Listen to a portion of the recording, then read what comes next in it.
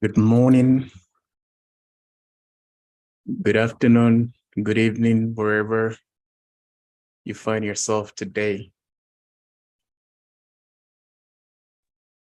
I hope you can hear me. Yes, now I can hear you, sir. Okie dokie. How you doing? I'm doing awesome. How about you? I can't complain. It's a beautiful day. Yeah, I can tell. Yeah, I'm trying hard to be like you, man. I doubt that, man. You don't want to be like me. I'm You just trying. see, I'm you just trying. see, I've been trying hard to grow the beard and all that. That comes with time, man. That comes with time. It It's comes with time. tough. Yeah, it comes with time, man. Just give it some time. You're gonna get there, man. You're gonna get there. Yeah, welcome to Leadership Academy. Thank you. Hey, we got Brother Listowell. All right. Welcome, bro. Thank you. I hope everything is okay with the family and everybody. Yes, sir. How are you? Same here, man. Can't complain. Good. Great. You look good. Hey, I'm trying hard to be like you, man. No. I've been following you on Facebook, and I'm like, yeah, I need to catch up, man. I got a lot of work to do to catch up. You don't really have to do that much. Alrighty. I know Prof has also joined us, so we will set the ball rolling. Once again, good morning, good afternoon, good evening, wherever you find yourself. You're welcome to Leadership Academy. As we do it every Saturday, 3 p.m. Eastern Time. We are here to discuss issues concerning Africa and the development of Africa. We've adapted the slogan, let's fix Ghana/Africa now. And we're looking at corruption, how to deal with corruption on the continent of Africa. And today we're going to be doing something a little bit different. We're going to be playing a video of Anas Arimiyao Anas. Today we are going to be taking a look at his strategy. They call it the Anas principle of fighting corruption. Some are for, some are against it. Once again, I know when we talk about corruption, as we started this series about a couple of weeks ago, we spoke about the fact that it is a hot button. It is an emotional issue. We spoke about the amount of money being stolen from the continent of Africa and the plight facing the continent due to lack of leadership and due to corruption. And we believe that this issue of the Anas principle, is a very hot button. Some people are very passionate about it. Those who are for and those who are against it. And today we want to take a look at the principle to see which way we as Africans or as a continent being plagued with this cancer of corruption, which way would be better for us to fight this cancer. And once again, as we always say on this platform, we don't insult on this platform because nobody can show me what positive thing an insult has done. It only incites passions and inflame people's emotions, and that's about it. We discuss on this platform because we believe that we don't have the idea, we don't have all the answers. Let me rephrase this. We believe that we don't have all the correct answers or the right answers. So when you have a dissenting opinion, you can table it and we jaw and we learn from each other and make ourselves better so we can improve and develop our communities. So we don't argue on this platform, we discuss on this platform.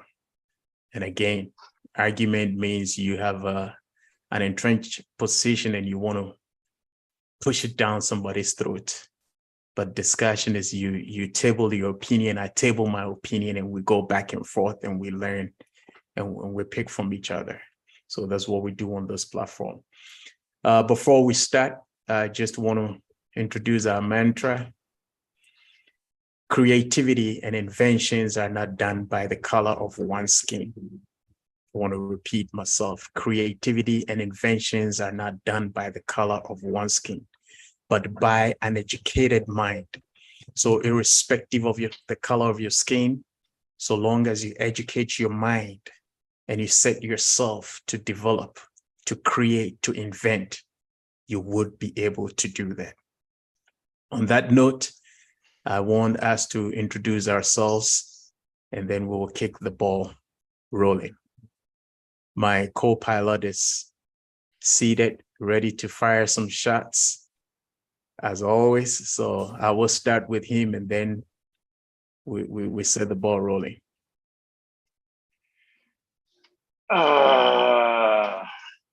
It's a wonderful day to be alive. My name is Kwadwo from Pong. As always, we are here to just dodge or no fighting. Yeah, this is an interesting topic, and I am hoping we have a very intelligent discourse on this. No emotions. Yeah, like you said, corruption in Africa is an emotional subject, but today we really need to take our personal emotions out of the issue and actually try to take and find out what best ways to approach the topic so that somebody sitting somewhere don't think we already have an entrenched position. So that's my take. Alrighty.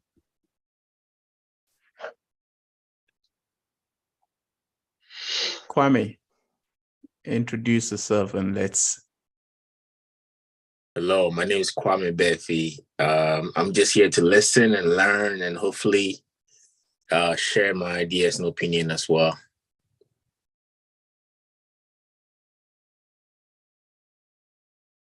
Alrighty. Mr. Listowell. Well, let me thank you and appreciate the opportunity and the fact that you've had to get me involved in this discussion. As much as possible, I want to be wrapped. I want to listen. I want to learn. And following from that, I will see how much I'll be able to input the program going forward. Thanks for having me. All right. Before we continue, as I said, today we're going to be doing something a little bit different. We're going to be playing an interview. Most of our viewers or listeners probably might have not. Oh, let me quickly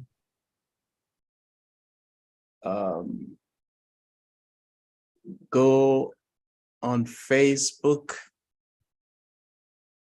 I almost left them out.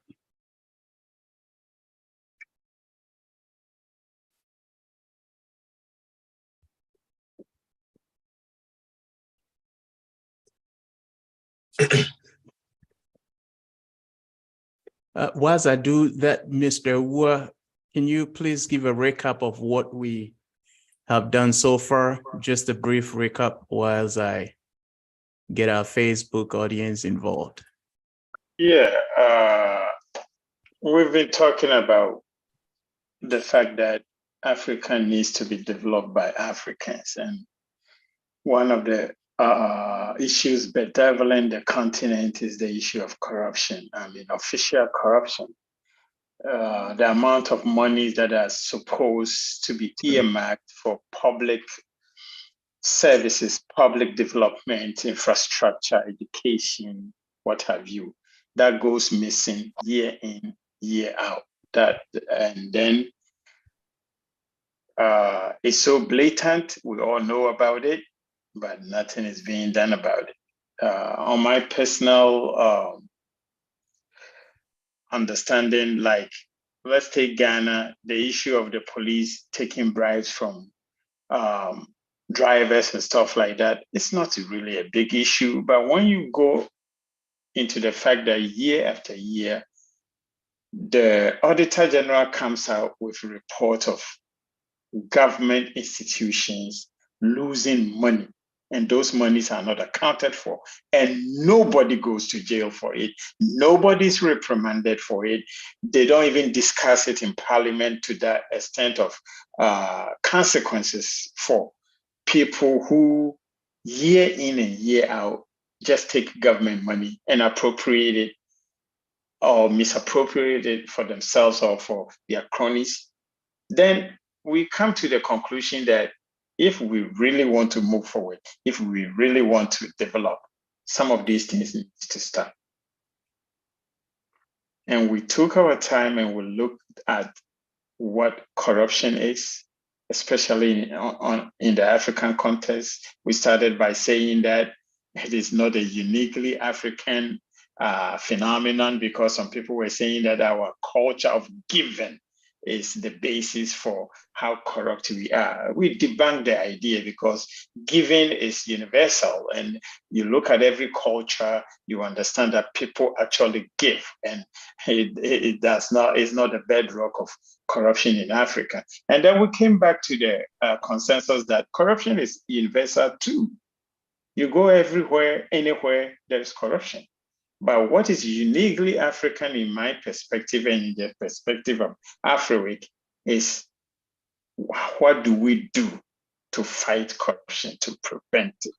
Do we even have a systematic approach to what every day there is a new scandal that erupts every day, new scandals, but we just blow it over. Something new comes along the way and we seem to forget what happened yesterday. And if we continue to do that, there is no way Africa is going to get developed. And that's the basis on which this ANAS issue that has become a hot button issue in Ghana recently caught our attention, and we wanted to take a look at it. And also, are you ready? Thank you, Prof. Yes. I am going to start off by playing what we call the ANAS principles. We know that ANAS is an investigative journalist. One, in my opinion, of the phenomenon journalists Africa has ever produced to the world. He has introduced a system or a principle by which we would be able to unearth some of these criminal activities, corrupt activities on the continent of Africa. We all know how we operate in Africa. So he, for safety, has decided to disguise himself, conceal his identity, so he would not be easily recognized, because we all know how things are done on the continent, not just even on the continent. It's anytime an institution or somebody decides to fight systems, you put yourself in the line of fire. So you need to take some form of precaution and some form of safety measures to be able to preserve your life. And so he's not seen by people. People don't even know him. I've heard discussions from various quarters where people claim he's a spirit. Some say he's an institution. It's not just one person. So we are going to look at the principle he has introduced for us to see, looking at the peculiar situation facing the continent of Africa. Will that principle help us? So I believe that if anybody has a dissenting opinion, if you are against that principle, table it, tell us why you are against it. But before we do that, we want to listen to a short, it's not really short, but I'm going to control it from here. So we're going to cut it into pieces so we can understand where this discussion is going and what we call the ANAS principle. Barack Obama applauded the principle. The past president of Ghana, Professor Mills, applauded the principle. As a matter of fact, was even working with that principle because I believe he did a couple of investigations, and out of that, the president took some actions. Kofi Annan has also applauded that principle, and Kofi Annan, as a matter of fact, even said that he thinks that this is a new thing that needs to be looked at. So I believe that we are not far from what some of these, should I say, prominent people have actually thought of or proposed to the continent of Africa. So before we start, I'm going to play this video real quick, and then we take it from there.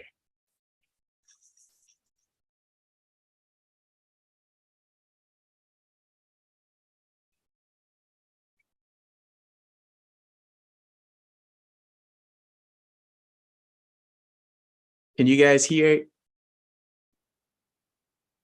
Responsible for some groundbreaking journalism. Yeah. Some pretty startling results.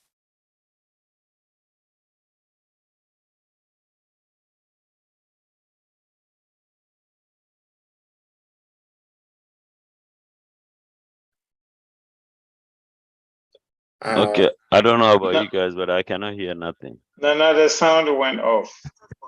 Yeah, now it's back.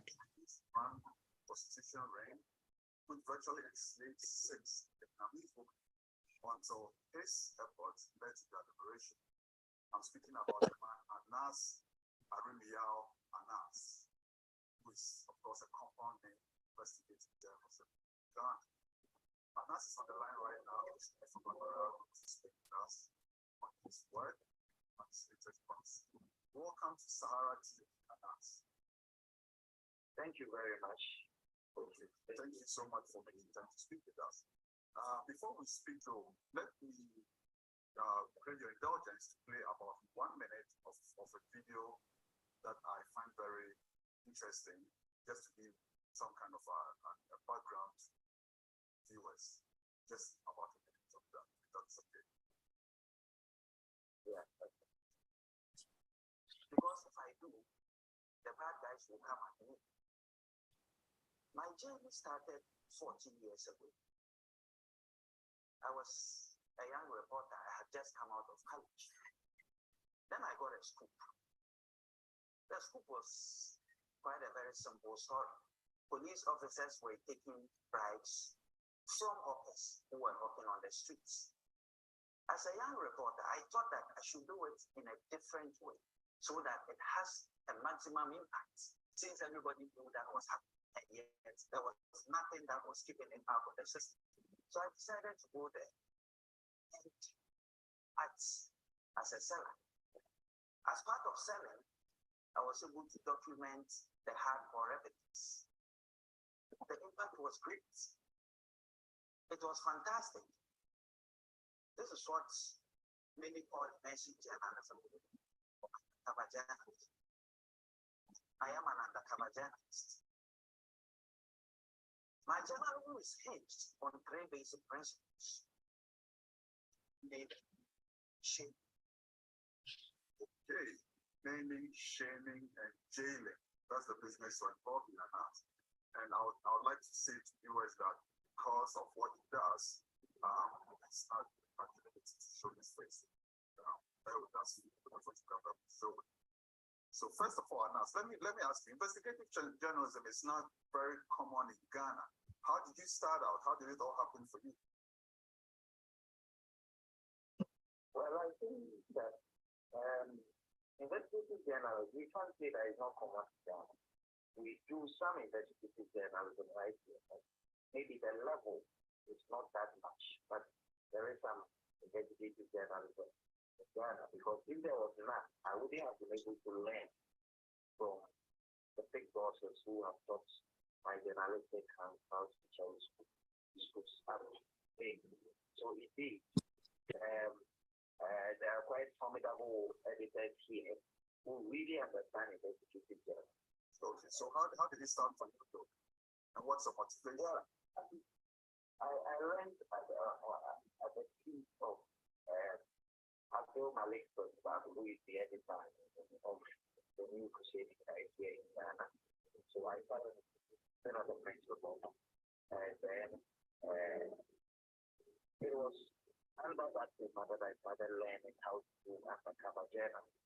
But I'm not your conventional journalist who's used to reporting the news of the minister doing something or a press conference here and there. I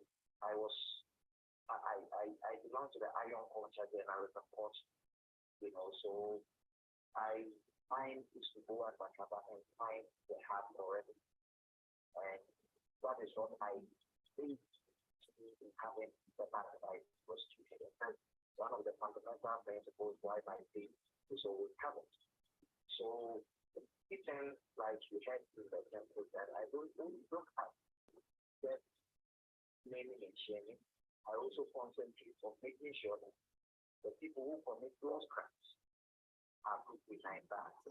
Now, doing journalism without getting the bad guys behind bars. Totally.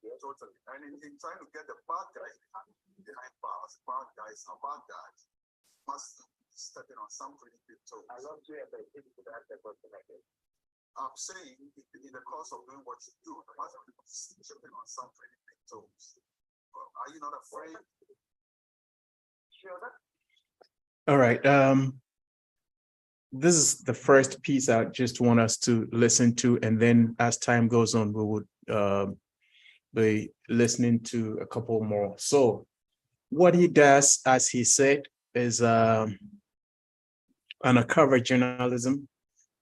Due to safety reasons, he covers his face because he does not just do the usual investigative journalism. He does what he has called the hardcore evidence undercover journalism. So in other words, some people call it the subterfuge system. Others claim it is entrapment. So we'll look at all the sides of his methods and see if it is either too extreme for our continent or it is appropriate for our continent. I always say this when the debate of the gun rights and gun issues were going on in the United States. I remember Barack Obama saying he is introducing a common sense approach. So are we also going to see some common sense approach in his method or not? So basically, he goes undercover, records people unknowingly without their knowledge.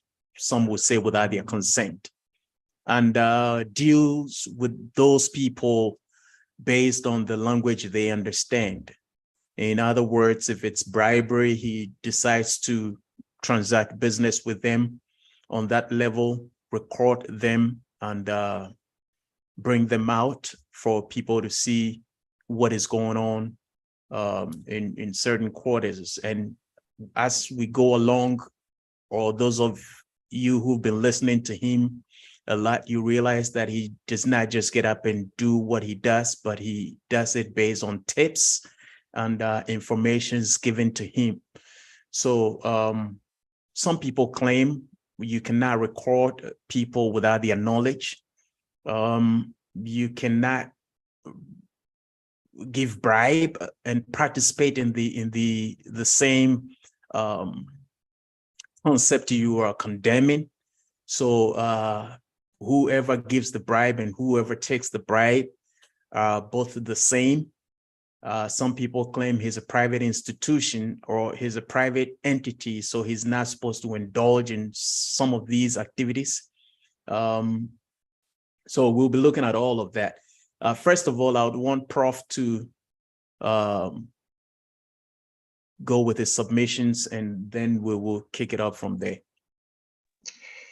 Yeah, Nana and my co-conspirators today. I always want to go back to where we come from, the basis upon which we were given knowledge, and that's our idioms, our culture, our proverbs. And when we were having talk yesterday, I remember you saying, "Yeah, payafasia na pra wada." I actually put it on Facebook. To wait, when you are shouting horrors about your lost water yam, the pra who is incidentally allergic to water yam is fast asleep. He wouldn't care because he's allergic to it. He doesn't need the water yam for anything. So our elders, our culture is very, very deep.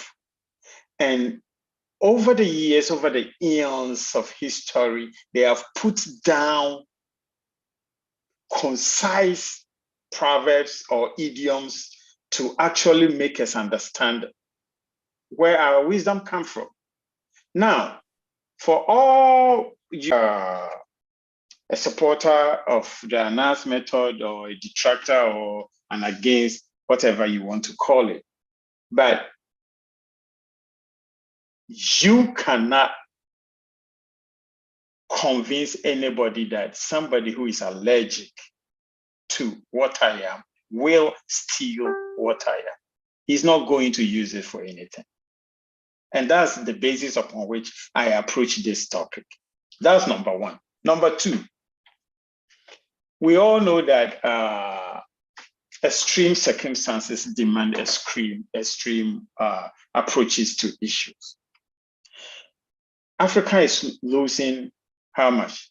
$150 billion a year, whatever it is, to corruption. We have all the institutional muscle to fight corruption if we wanted to. That is, if we wanted to. We are not doing it.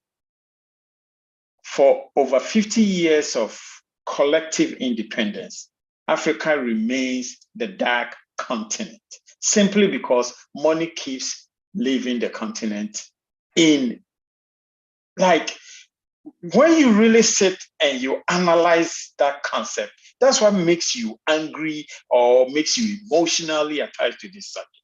But like I said, today, no emotions. We have been doing the same thing over and over and over and over again for at least 50 years. I am not going to put in colonialism or slavery times and all that. That was on them. This is on us as Africans. If I should bring out scandal after scandal in Ghana alone, if I should jump to Nigeria, if I should jump to Sierra Leone, if I should go to Kenya, Malawi, whatever, you get my point. There has to be a way to stop this. What are our institutions doing? The police, the CID, the fraud offices across the continent? Practically, you don't really see any systematic approach to people being held accountable. And we at AfriWeek, we've always said that one of the basic principles of life is the principle of consequence. Everybody understands consequence. If you continually tell a child that this is fire, don't touch it, it's going to burn you, and the child out of curiosity touches the fire is not going to say this is a child. It's going to burn him. And as a parent, the best you can do is find a remedy for the child who got burned. You cannot take away the pain. You cannot suffer the pain with the child. And that's a concept that is basic to life. But we as Africans, we are refusing to understand that. Okay. So as far as I'm concerned, I will not be caught in taking a bribe because it doesn't even come near me. But you said something about those who give the bribe and those who take the bribe are the same. They are not the same. Sometimes the institutions create a need for you to bribe them. I've seen it personally. I will always say this. There is no way I'm going back to Ghana and officially going through the channel. Some call it secret shoppers. Okay. Exactly. They do it here. I will never go to Ghana and in trying to get a driver's license, go through the proper channels. I will never do that again. I did it for 2.5 years. I didn't get the driver's license. Okay. Artificial shortages are created to make sure you will pay. So don't come at me and say the person who is giving the bribe and the person who is taking the bribe are the same. They are not the same. And this is me being very objective. My best friend paid 200 Ghana cedis more than the official amount of money. And within 2 weeks, he has his driver's license. He never did any road test. He can't drive. I had been driving in the US for 10 years. I went to Ghana. It took me 2.5 years to get a driver's license, simply because I decided I was not going to pay a bribe. So please, this issue of the person who takes the bribe and the person, they are gatekeepers. They have closed the gate. There's no way you are getting in there to access basic stuff if you don't give the bribe. So that argument is done and done with. And then those who are claiming that it is entrapment, please. Yeah, pai afasia na pra wada. And according to UNESCO, investigative journalism is the unveiling of matters that are concealed either deliberately by someone in a position of power or accidentally behind a chaotic mass of facts and circumstances, and the analysis and exposure of all relevant facts to the public of saying, in most cases, the subjects of the reporting wish matters under scrutiny to remain undisclosed. The people or the issue that we want to address, the gatekeepers don't want it to be addressed. So what do you mean by, maybe I should come to you and tell you that I know there's bribery and corruption in the DVLA and I want to investigate it. And I'm going to bring a camera to see how you conduct business. You think you are going to find out what is going on? And like I'm saying, for those who doubt the veracity, this is UNESCO, it's not me. You can do your research.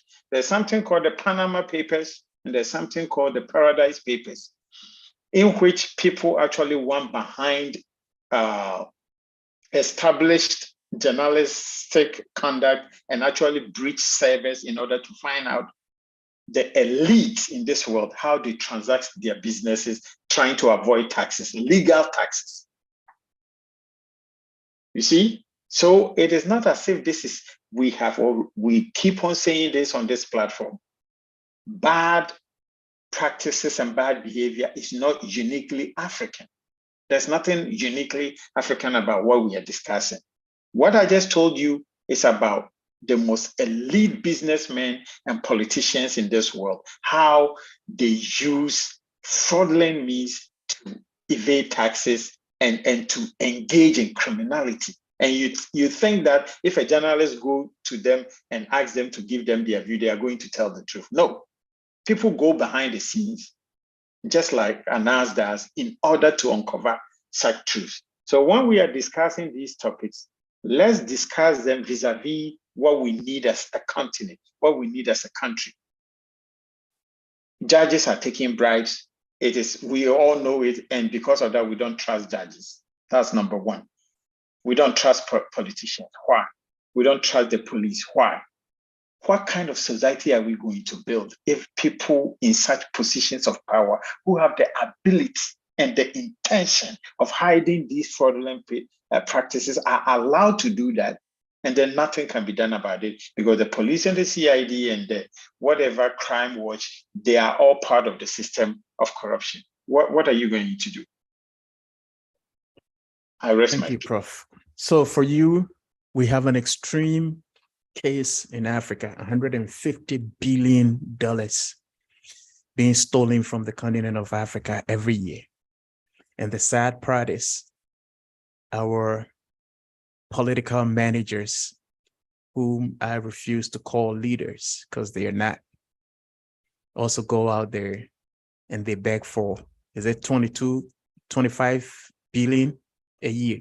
So do the math. You go legitimately begging for 25 billion a year, and then you steal 150 billion from yourself. Let's do the thinking. Alrighty. Thank you so much, Prof. Mr. Listerwell, do you have any questions or any submissions you want to make? Because I saw you kind of writing certain things down. So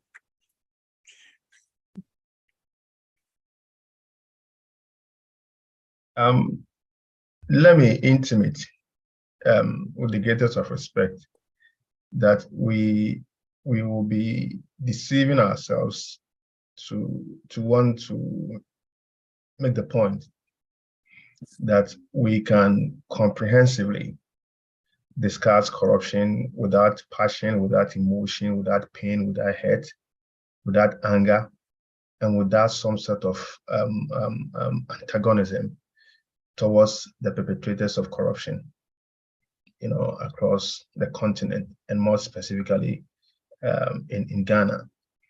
Because corruption is, like you put it, unimaginably cancerous. And from where I sit and from the job that I do, I appreciate how much endemic and how much how serious it is, you know. And so anytime I am brought to a platform like this to want to talk corruption, I kind of lose it along the line because I get emotional, I get involved, you know, I get passionate about it. trust me, we all do. Yeah, so corruption is not just at the top, which is why I get emotional. It's right there at the grassroots. It's right there with the people. It festers from the bottom all the way to the top. And I have maintained from my following of incidents or reports or engagements in corruption related incidents that, look, we are our own enemies as a people, because we tend to directly or indirectly endorse, embrace, welcome, appreciate, adore, and idolish perpetrators of corruption at the top. Because then let me take it from this arm of government, we elect our MPs to go to parliament. And we empower them and we embolden them and we resource them, because then they come all the way back to us after 3.5 years when they have gone to the House of Parliament, and they come and corrupt the system at the grassroots, where they would have to come and say, look, we have about 200, 300, 400 people who we call delegates. And these delegates are the people who matter. And once I'm able to come and corrupt them and buy their conscience and get them to root behind me and pay and vote for me, I'm going to go back to parliament. I'm just trying to be a little bit chronological and come to the top with regards to fighting corruption. And so one would have succeeded to, as it is the case with Ghana, elected 275 people to come represent us at the house that makes laws for Ghana. We would have succeeded from day one in bringing corrupt people who would have come to parliament, not on merit, but they would have come to parliament because then they would have influenced their ways in one way or the other by corrupting the people who in turn corrupt them to come to the House of Parliament. This is the point. Until we had this parliament, one would have thought that both political parties, specifically in Ghana, are kind of cut and knitted for the liberation of the country Ghana. But this is the first time we have come this close in terms of the numbers in parliament, where it is that if the NDC does not kind of appreciate what the NPP will do because they see them as corrupt, they will let their votes count on the floor. But what do we see? The things the opposition have complained about, chastised and criticized of the ruling government are the same things the opposition are collaborating and endorsing and voting for on the floor of parliament. Because now 138 means that it should always be a necky, cagey, tie kind of votes in parliament if you didn't believe in policies from the ruling government. But let me just give you a simple example of yesterday, as fresh as yesterday or 2 days back. What happened in parliament? This is the same opposition who have said that, look, you need to cut down the numbers. You need to reduce your government. You need to limit expenditure. You need to scrap Article 71 and its benefits and all of that to people who we think are milking the nation dry after every 4 years in the name of ex gratia. And so one would have thought that the party that wants to come to power would show some signs that we are going to be aggressive in fighting corruption. And just yesterday, look at what happened in parliament. Doesn't that amaze you? That, look, we are against it by way of our campaign, our interviews, our statements, and all of that. When it mattered most, we have to show, then we are collaborating, kind of voting for. Now, I have drawn this argument to let you understand that the people who say, look, we are against corruption, are the people who, to some extent, collaborating, supporting, and letting it fester in Ghana. Now, this is the deal. Having come to this point, you realize that governments and leadership and institutions and individuals who are corrupt tend to fight anti-corruption agencies, anti-corruption fighters, anti-corruption crusaders. Imagine, let me just give you this typical example. CSOs who have campaigned against corruption in previous administrations are now seen to be anti-government for whatever reason, because they are talking about corruption. Governments, especially our government today, who came to power in the name of fighting corruption and riding on the so-called Anas Aremeyaw Anas principle, is the same government and leadership who has shown to the core that they are anti the same principle on which they rode to power. Anas, I'm just referencing Anas because it's kind of the issue, it is the name of the brand around which we are doing this discussion. Anas started this job some 22 years ago, if my memory serves right. And this is the first time in terms of the last 4, 5, 6 years that his principle has come to this intense scrutiny and attack for fair or whatever reasons.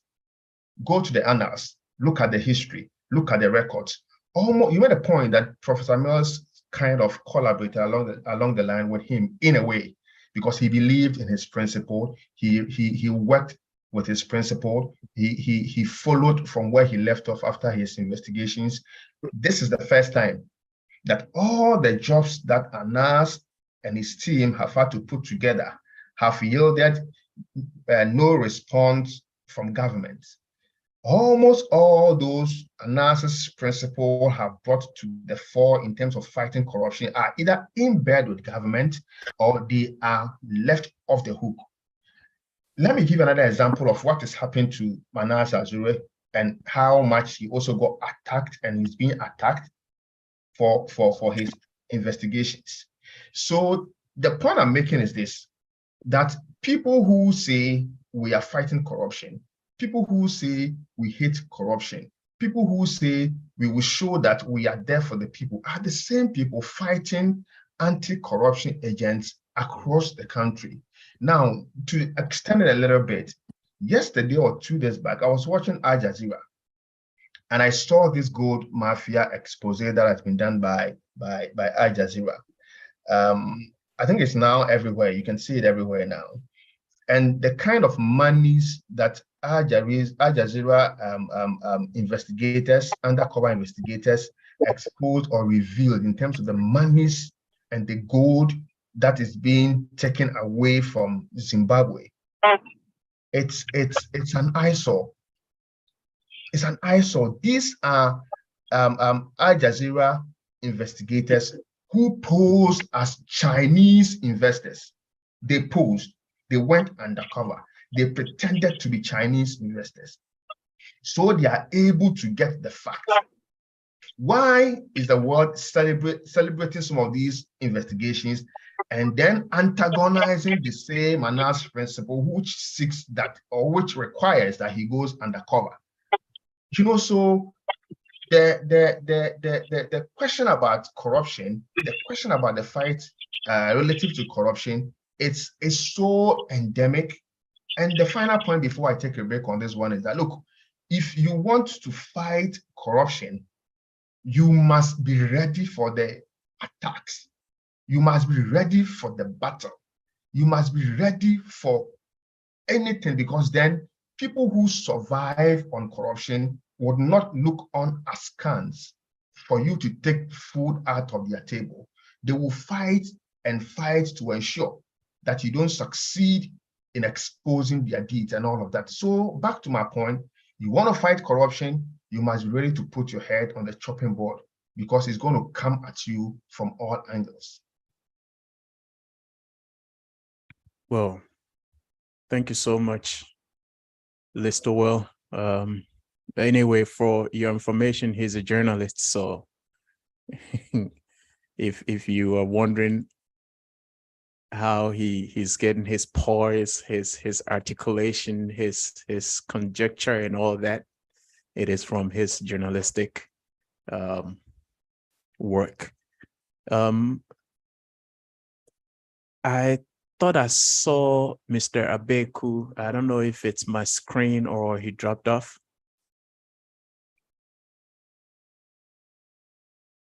No, I'm still here. Oh, okay. So then it's my screen. All right. Mr. Abeku, do you have any questions, submissions you want to table before we continue?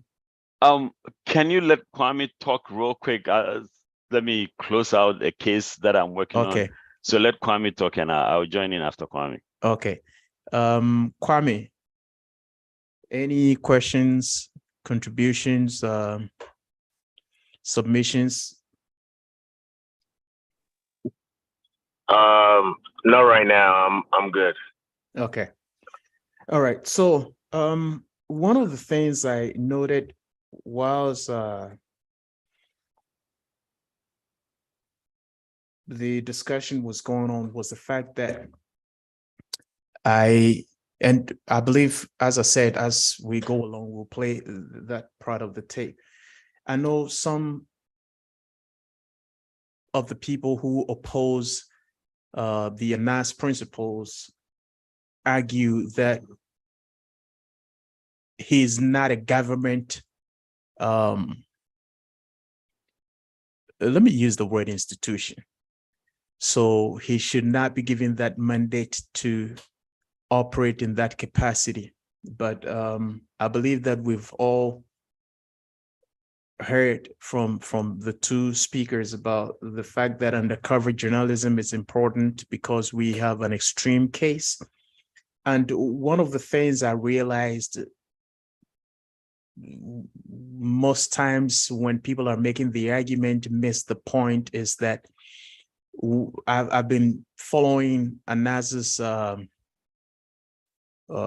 I say videos for quite some time now, and I keep hearing him talking about the fact that every time he's done with his investigations, he gives them to the authorities and they can further do their investigations and do their checks before they take action. And so for me, and everybody on this panel knows that I am a full and a staunch supporter of that principle. Because if you are being appointed to be a custodian of our resources, trust you me, I want to believe that we trust that you can be a custodian, a good custodian. That is why we appoint you. That is why we elect you. So for me, if you are given that opportunity and you mess it up by stealing from us, I would want to endorse any means by which we would be sure that whoever we are entrusting or whoever we are appointing to a place of leadership, to a place of being a custodian of the resources of the land, should be scrutinized, should be investigated, should be, if I should use the word, entrapped. And like Prof said, yepaya fasia napra wada. So if you believe that with a clean heart, you want to serve your people and you have no intentions of stealing from the people, you will pass this test clean. And I've listened to some of the NASA's investigations is done. Some people passed it. Recently, the lady who was on, I think the World Cup tournament, I think she's the first lady to referee the World Cup tournament. I stand to be corrected, but that's what I heard. You know, if you listen to the number 12, she passed that test. She was one of the people who refused to take bribes. So how come some people are able to pass the test and some people are not able to pass the test, and still we are against such principles to weed out the unwanted, scrupulous, wicked elements from our places of power? And that has always been my concern. And people talk about the fact that some people fall victim to the entrapment. And I keep asking, how about those who are also dying out of the corruption going on in the system? You see? So the point is, if he is not a government agency or a government institution, he does not prosecute the people by himself. He does not go out to their institutions and say, you are fired because I saw XYZ.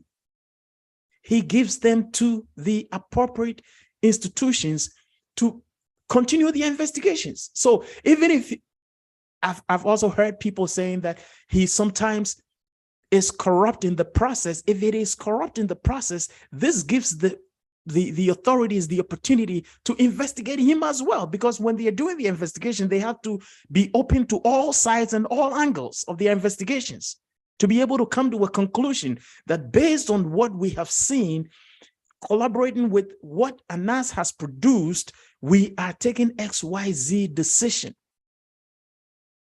So for me, if you want to be a government appointee, if you want to be a custodian of the land, you have to go through some of this scrutiny, because we are losing too much money. We are losing too much lives. And as we've been discussing on this platform, the corruption going on in Africa is not only hurting the finances or the economy or the economics of Africa, it is also killing lives. It is killing lives. And so if we are losing lives and properties on the continent of Africa due to corruption, the process, whether it's entrapment, undercover journalism, whatever we choose to call it, to be able to get these people out of the system so we can have a better system, so be it. All right. I think I want to rest my case here because I'm drifting into the emotional element. Mr. Abeku, if you're ready, you can go ahead with your submission. Charlie, this was a bad time in the past because I give you like 5 minutes. I'm at work, so I'm kind of juggling between two things at the same time. But no problem. That's cool. Yeah. Nice to hear your voice, man. Yeah. When you're yeah. ready, just prompt me. Yes, definitely. But I'm listening, so I'll jump in a few minutes. And we're not going to finish this discussion today. I mean, I it's probably was gonna going go. to say that Yeah, it's 2:57. We got 3 minutes, right. Nana. So, Prof, if you have any submissions or I wanted to thank Listowell for pointing it out that we can't really do this without the emotional component. Thank you, Paul. Yeah, it's really one of those things that if you really care about Africa and Africans, even in the diaspora, you get emotional about corruption. And one of the people that are listening to the most when it comes to this issue of corruption is Professor PLO Lumumba. He once famously said that if you are not fired within a year of being given an anti-corruption agency in Africa, you are not doing your job. So thank you, Listowell, for pointing it out that the moment you decide that you are going to be an anti-corruption agent, your head is on the chopping board. It is not if, it is when. The moment you decide, your head is on the chopping board. So anybody who wants to go against corruption in Africa, believe it, your head is on the chopping board. People will come after you. And it is not just in Africa. And one of the things I also wanted to point out that is that our governmental agencies have all the resources they need to fight corruption. If they wanted to, it would have been done. Done deal. I'm not even going to comment on that anymore. And on this issue of legally, you cannot record somebody without the person's notice. When you go into any of these modern cities, there are cameras everywhere. You think they come and ask for our permission? You go to London and see. There are cameras everywhere. Everywhere. Do they ask for our permission and say, oh, you are going to brutally assault somebody and I'm going to record you? I need your permission to record you. I mean, that's an aside. But Nana, our time is up. So I think maybe we should table this down the line again and look at it. My last thing I wanted to say, it is not just ANA's principle. This thing has been in use for years. ANA's just popularized it for those of us who never knew it, but it's been used for years elsewhere. Thank you. Prof, I think we've been hanging out for too long, so you tend to pick my brains, and because it's one of the things I wrote down here, which we're going to be talking about. But it's good you brought it up. So it's been a principle in place for years, and as you said, ANA's popularized it, especially on the continent of Africa. As you already said, it's 4 o'clock, but we're going to give each and everyone who has a final submission before we close the curtain. And we are going to continue this next week, same time, 3 o'clock. I really want to get some opinions, that different dimensions of opinions on board, so we can discuss this. Like I said, it's a platform where we are learning to understand. And one of the things we're going to hear from the videos we'll be playing along the line, he's not just doing the government officials, corruption. He does stuff all over. There was this spirit child stuff he did. He does stuff. He did some stuff in Bangkok. He did some stuff on prostitution and all that stuff. So it's not just about the government officials. Basically, he is fighting the ills of our society in multiple dimensions. And we are going to see some of the videos and listen to some of the discussions. So anybody can quickly table their final submissions and before we close the curtains.